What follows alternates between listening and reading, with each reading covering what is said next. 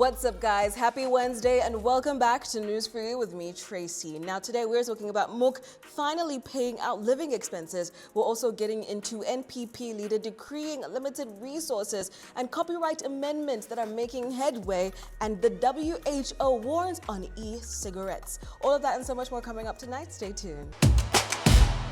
Makerere University has begun paying food and living out allowances to government-sponsored students after receiving the funds for the second quarter from the Ministry of Finance. The payments come after delays that had caused frustration among the students who depend on allowances for daily expenses. According to the Guild President, Churchill James Sentamu, the funds should reflect on children's accounts by the end of October. He also noted that the university leadership is engaging the government to review and increase the allowance rates, which have remained stagnant despite the rising cost of living. Now, the Vice Chancellor is reportedly in talks with the Ministry of Finance to ensure timely and sufficient disbursements in the future. Obviously, this is really great to see. We're glad that, some funding is going to go towards these students. However, I do hope that they do increase it, instead of just giving them enough to survive, enough to live.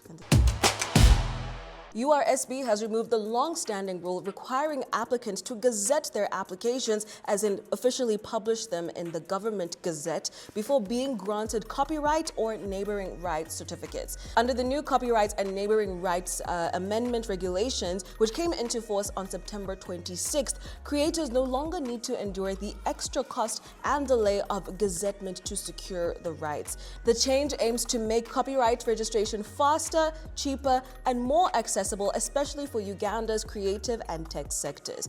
The Registrar General described the reform as evidence of the government's commitment to supporting innovation, enhancing protection for artists, writers, software developers, and others. This is great to see. Some processes are so long, and there's some things that you need to do that don't make so much sense. So it's great to see that they're making copywriting easier for people. Well done. National Peasants Party NPP's presidential candidate Robert Kasibante has intensified his 2026 campaign in Mitooma and Sheema districts, using rallies to rally financial support for his movement.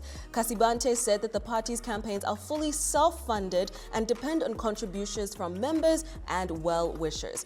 He urged supporters to back the cause through small donations to sustain outreach and mobilization across the country. Now, obviously, this is following allegations from NUP that NPP has been receiving funds from President Museveni and the NRM. Now, Kasibante has strongly denied this and called it political propaganda. He reiterated his commitment to running an independent, people-powered campaign despite limited resources. It's getting interesting out here in these campaign streets. Trust and believe we will keep you posted with all the developments.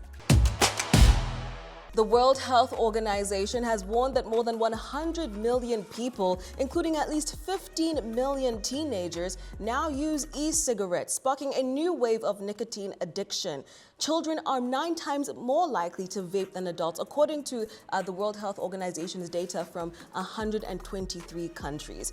Now, World Health Organization officials have accused the tobacco industry of aggressively targeting youth with new nicotine products disguised as safer alternatives. The report shows that 62 countries still lack e-cigarette regulations and 74 have no minimum purchasing age. The World Health Organization is urging governments to strengthen tobacco control laws in order to protect young people from addiction. Whew, guys, it's tough out here. Be safe though. Care for your body, care for your lungs.